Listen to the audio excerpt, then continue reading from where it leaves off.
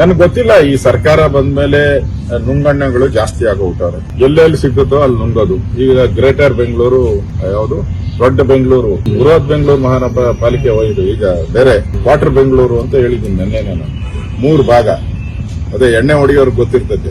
ಎಣ್ಣೆ ಯಾರ್ಯಾರು ಹೊಡಿತಾರೋ ಕಾಂಗ್ರೆಸ್ ಅವರು, ಅವ್ರಿಗೆಲ್ಲ ಗೊತ್ತಿರ್ತದೆ ಕ್ವಾರ್ಟರ್ ಅಂದ್ರೆ ಏನು.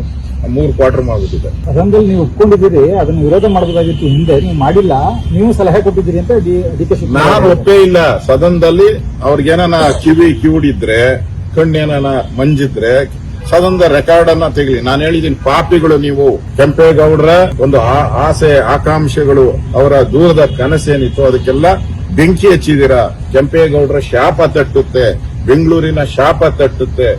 ಒಬ್ಬ ದೇಶದ ಪ್ರಧಾನಮಂತ್ರಿ 140 ಕೋಟಿ ಜನನ ಸುಖ ಕಷ್ಟನ ನೋಡ್ತಾರೆ. ಒಬ್ಬ ರಾಜ್ಯದ ಮುಖ್ಯಮಂತ್ರಿ 7 ಕೋಟಿ ಜನ ನೋಡ್ತಾರೆ. ಇಲ್ಲಿರೋ 1 ಕೋಟಿ ನೋಡಕ್ಕೆ ಆಗಲ್ಲ ಅಂದ್ಮೇಲೆ ಈ ಸರ್ಕಾರ ಸತ್ತಿದೆಯಾ ಬದುಕಿದೆಯಾ? ಭಾಗ ಮಾಡಿಬಿಟ್ರೆ ಹಾಳಾಗೋಗ್ತದೆ. ಈಗ ಡೆಲ್ಲಿ ಭಾಗ ಮಾಡಿದ್ರು, ಹಾಳಾಗೋಯ್ತು. ಒಂದ್ ಮಾಡಿದ್ರು, ಬಾಂಬೆಯಲ್ಲಿ ಭಾಗ ಮಾಡಿದ್ರು, ಹಾಳಾಗೋಯ್ತು. ಒಂದಾಯ್ತು. ಇವರು ಯಾರ್ದೋ ಜಮೀನಿಗೆ, ಯಾರ್ಯಾರ್ದೋ ಜಮೀನುಗಳು ಲಾಭ ಮಾಡ್ಗಣಕ್ಕೆ ಮಾಡಿರುವಂತ ಸ್ಕೀಮ್ ಇದು. ಸ್ಕೀಮ್ ಬಿಟ್ರೆ ಏನು ಇಲ್ಲ ಇದು.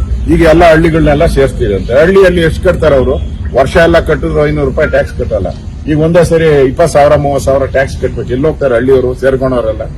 110 ಹಳ್ಳಿ ನಾವು ಸೇರ್ಸಿರೋದೆ ಇನ್ನೂ ಅಭಿವೃದ್ಧಿ ಮಾಡಕ್ಕಾಗಿಲ್ಲ. ನಾವು ನೀರು ಕೊಡಕ್ಕಾಗಿಲ್ಲ. 15 ವರ್ಷ ಆಗಿದೆ. ನಾವೇ ಸೇರ್ಸಿದ್ದು. ನಾನು ಬೆಂಗಳೂರು ಇನ್ಚಾರ್ಜ್ ಮಿನಿಸ್ಟರ್ ಇದ್ರೆ ಕುಮಾರಸ್ವಾಮಿ ಅವರು ಮುಖ್ಯಮಂತ್ರಿ ಇದ್ರು, ಸೇರಿಸಿದ್ರಿ. ಅದಕ್ಕೆ ಇನ್ನು ನೀರು ಕೊಡಕ್ಕಾಗಿಲ್ಲ. ಇದನ್ನೆಲ್ಲ ಸೇರಿಸಿ ರಿಯಲ್ ಎಸ್ಟೇಟ್ ಬೂಮ್, ಈ ಬೆಂಗಳೂರನ್ನ 3 ಭಾಗ ಮಾಡಿದಾರಲ್ಲ, ಅದು ರಿಯಲ್ ಎಸ್ಟೇಟ್ ಬೂಮ್ ಮಾಡ್ಗಣಕ್ ಮಾಡಿದ್ದಾರೆ. ಈ ಬಿಡದಿ ಟೌನ್ಶಿಪ್ ಸರ್ ನಾವು ಪ್ರಾಣ ಕೊಡ್ತೀವಿ, ಭೂಮಿ ಕೊಡಲ್ಲ ನೋಡಿ. ಈಗ ಇರೋ ಬಿಡಿಎ ಸೈಟ್ಗಳೇ 20% ಫಿಲ್ ಆಗಿದೆ. ಇವಾಗ ಹೊಸ ಬಿಡಿಎ ಲೇಔಟ್ಗಳು ಮಾಡಿದಾರಲ್ಲ, ಇನ್ನೊಂದು ಮಾಡ್ತಾ ಇದ್ದಾರೆ ಶಿವರಾಮ ಕಾರಂತರೆಲ್ಲ. ಇನ್ನ 20% ಅದರಲ್ಲೇ 80% ಸೈಟ್ ಖಾಲಿ ಇದೆ. ಯಾವ ಪುರುಷಾರ್ಥಕ್ಕೋಸ್ಕರ ಇವರು ಹಿಂಗೆಲ್ಲ ಮಾಡಿ ರೈತರ ಜಮೀನನ್ನ ತಿಂದು ಅವ್ರಿಗೆ ರಿಯಲ್ ಎಸ್ಟೇಟ್ ಅಂದ್ರೆ ಇಲ್ಲಿ ಒಂದು ಟೌನ್ಶಿಪ್ ಮಾಡೋದು, ಅದರ ದುಡ್ಡು ಲೂಟಿ ಹೊಡೆಯೋದು, ಅದನ್ನ ಟೆಂಡರ್ ಕರೆಯೋದು, ದುಡ್ಡು ಲೂಟಿ ಹೊಡೆಯೋದು, ಹೋಗೋದಷ್ಟೇ. ಆ ಲೇಔಟ್ ಆಗ್ಬೇಕಾದ್ರೆ ಇನ್ನು 20 ವರ್ಷ ಬೇಕು. ಲೂಟಿಗೋಸ್ಕರ ಮಾಡ್ತಾ ಇದಾರೆ. ಈ ರೈತರ ಜಮೀನನ್ನ ಯಾವುದೇ ಕಾರಣಕ್ಕೂ ಲೂಟಿ ಆಗಕ್ಕೆ ಬಿಡಲ್ಲ. ನಾನು ಡಾಕ್ಟರ್ ಬಂದಿದ್ದೀನಿ.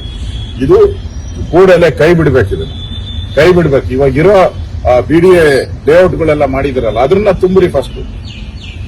ನನಗಿರುವಂತ ಮಾಹಿತಿ ಪ್ರಕಾರ 2 ಲಕ್ಷ ಫ್ಲಾಟ್ಗಳು ಖಾಲಿ ಇದೆ ಬೆಂಗಳೂರಲ್ಲಿ. ಸೇಲ್ ಆಗದಿರ ಇರುವಂತ ಫ್ಲಾಟ್ಗಳು 2 ಲಕ್ಷ.